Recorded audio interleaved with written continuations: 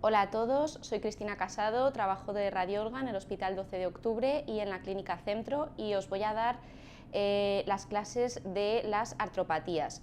Se van a dividir las presentaciones en 3 temas, de tal forma que los 2 primeros temas van a ser de artritis periféricas y el último tema vamos a hablar de cómo afectan las artropatías a las articulaciones sacroiliacas. El primer tema lo vamos a dividir de tal forma que vamos a hablar de las técnicas de imagen, luego hablaremos de la osteoartritis, de la artritis reumatoide, de la artritis inflamatoria precoz, de la artritis idiopática juvenil y de la osteoartropatía neuropática.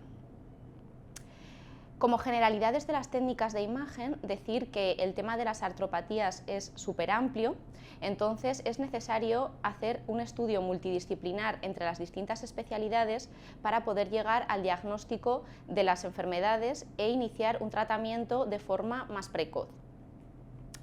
Es importante que cuando se pide una prueba de imagen se indiquen los datos clínicos y la sospecha diagnóstica, para que así podamos dirigir la exploración y elegir la técnica de imagen que es más adecuada para estudiar dicho caso. Además, también nos permite a nosotros poder hacer un informe radiológico mucho más dirigido y enfocado a la patología que buscamos.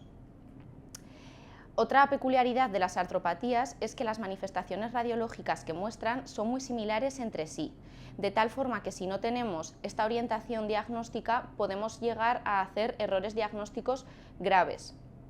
También, además, la clínica que presentan es similar entre sí y a veces saber estos datos es lo que nos da el kit de la cuestión para llegar al diagnóstico correcto. Las pruebas de imagen, junto con los datos clínicos y las pruebas de laboratorio, hacen que aumente la certeza diagnóstica a los datos clínicos y analíticos por sí solos. A nosotros como radiólogos a veces nos supone un reto saber si estamos realmente ante una artropatía o estamos ante otro tipo de enfermedad, como puede ser un hallazgo postraumático o un hallazgo neoplásico. ¿Qué datos nos van a ayudar a saber que estamos ante una artropatía? Pues ver que se afectan ambos márgenes articulares. También identificar la presencia de erosiones, ver derrame articular o sinovitis y ver que están afectadas las articulaciones típicas en cada tipo de artropatía. La radiografía simple es la prueba fundamental y generalmente la primera prueba que se realiza ante la sospecha de una artropatía.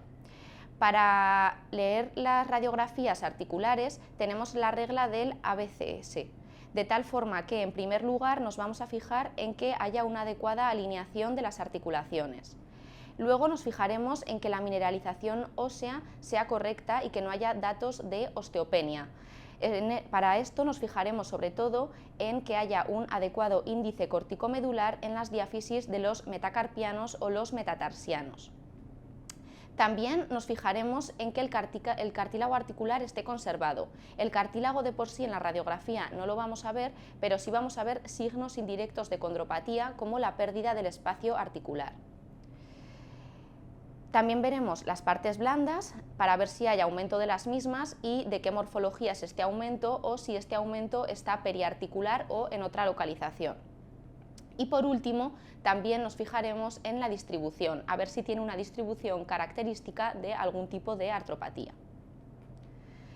Como contras de la radiografía simple, pues es que no es capaz de detectar la actividad inflamatoria, solo detecta los cambios estructurales y además es poco sensible a los cambios estructurales precoces o sutiles.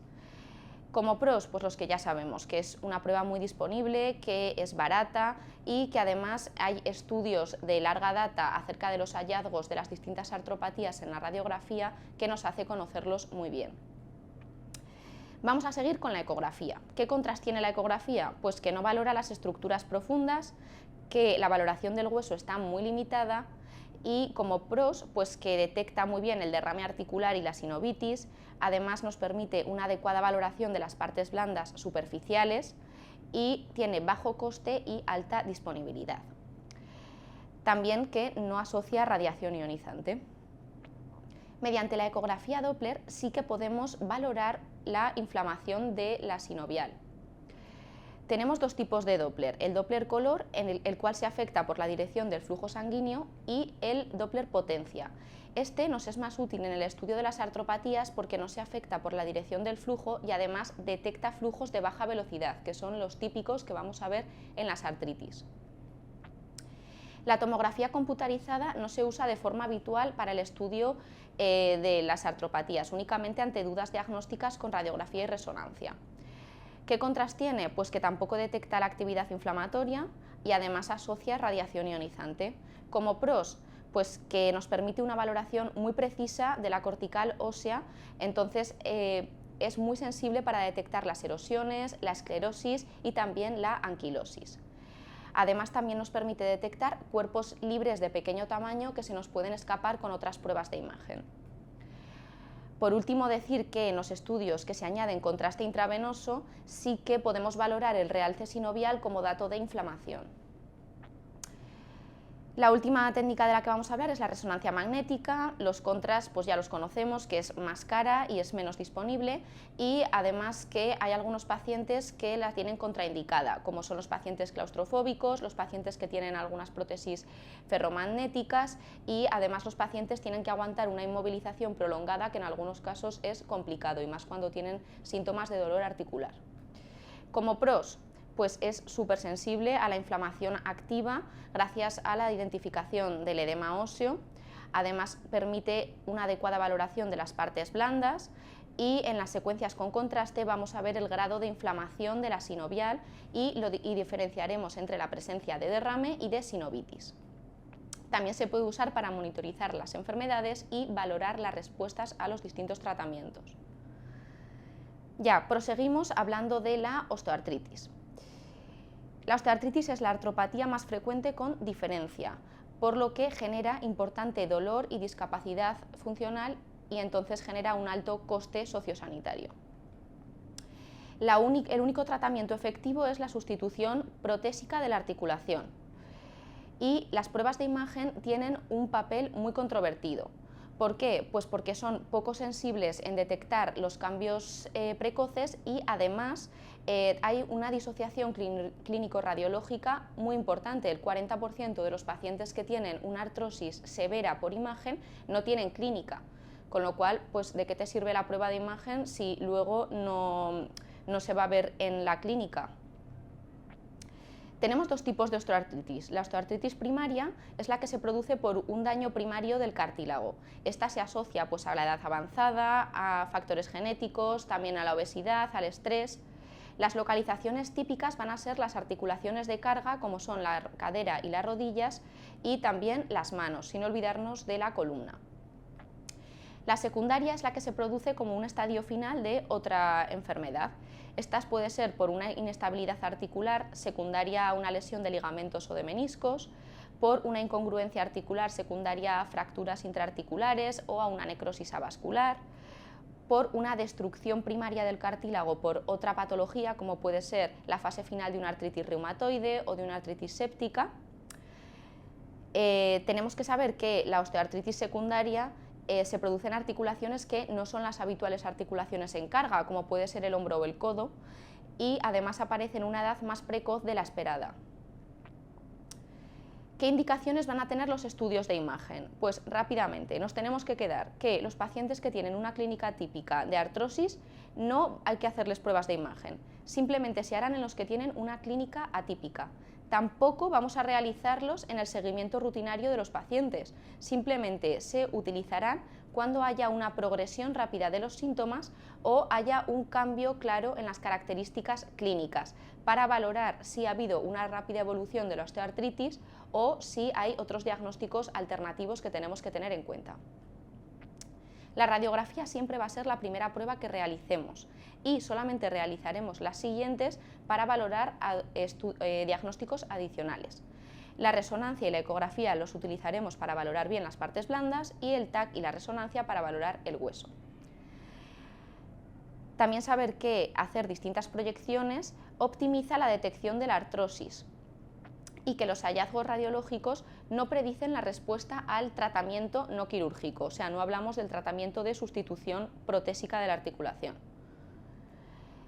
Para los tratamientos intraarticulares, guiarlos por una prueba de imagen precisa, ¿vale? Hace que sea más preciso el tratamiento, sobre todo en las articulaciones que tienen un acceso difícil. ¿Qué hallazgos radiológicos vamos a ver en la osteoartritis? Pues son 4 muy fáciles. Primero, los osteofitos marginales, como vemos en esta imagen. También vamos a ver un pinzamiento asimétrico del espacio articular, geodas o quistes subcondrales y, por último, la esclerosis subcondral. Vemos que estos 4 hallazgos están claramente presentes en esta imagen. ¿Qué no vamos a ver? Pues erosiones. Las erosiones no son típicas de las osteoartritis, salvo en 4 articulaciones que característicamente sí que las presentan secundarias a la osteoartritis, que son la articulación temporomandibular, las articulaciones sacroiliacas, articulación acromioclavicular y la sínfisis púbica. Para graduar la osteoartritis podemos usar la escala de Kellgren y Lawrence, que vamos a graduarla en 5 grados en función de la presencia de osteofitos y de que tengan un claro compromiso del espacio articular. En las manos vamos a ver la distribución que tenemos. Las articulaciones más afectadas son las interfalángicas distales, por encima de las interfalángicas proximales. Además, el segundo y el tercer dedo son los que más se afectan en las articulaciones interfalángicas proximales. Y por último, decir que la articulación trapecio-metacarpiana se asocia de forma bastante dominante.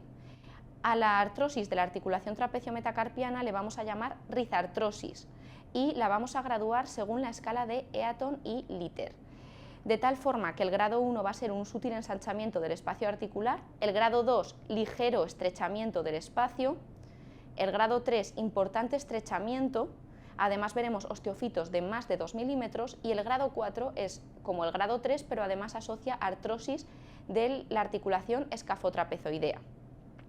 En estas imágenes nos fijamos bien en las articulaciones trapecio-metacarpianas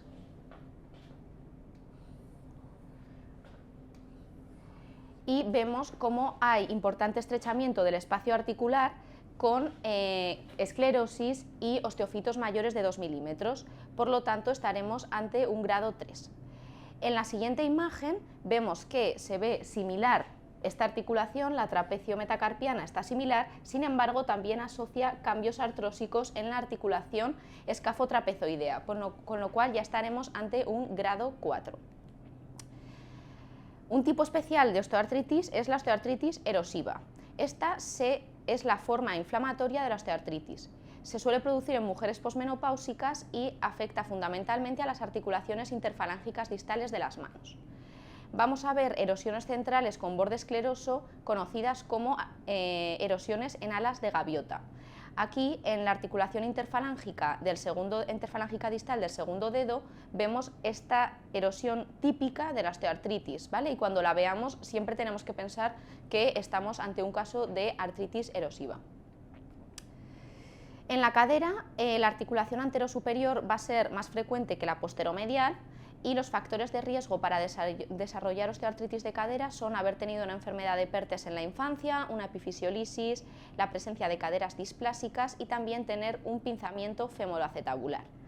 En estos dos casos vemos cómo hay una giba prominente aquí en la cadera derecha que produce importante pinzamiento del margen anterosuperior de la cadera, secundario a la misma. En la imagen de la derecha vamos a ver también la presencia de las gibas de forma bilateral con esclerosis y pinzamiento del margen anterosuperior de ambas articulaciones coxofemorales. En la rodilla, los compartimentos más afectados van a ser el femorotibial interno y el femoropatelar. Las proyecciones en flexión aumentan la sensibilidad de detectar la artrosis y además su reproducibilidad posterior. Para valorar la condropatía en la rodilla vamos a usar la clasificación de Outerbridge, de tal forma que en el grado 1 nosotros lo único que vamos a ver es una alteración de señal en la resonancia magnética. En el grado 2 vamos a ver que ya hay fisura del cartílago pero menor al 50% de su espesor. En el grado 3 veremos que hay fisura mayor al 50% de su espesor y en el grado 4 vamos a ver cómo ya hay afectación del hueso subcondral. Aquí en este caso vemos como en la meseta tibial interna hay un foco de edema óseo subcondral, por lo tanto ya hay afectación del hueso y estaríamos ante un grado 4.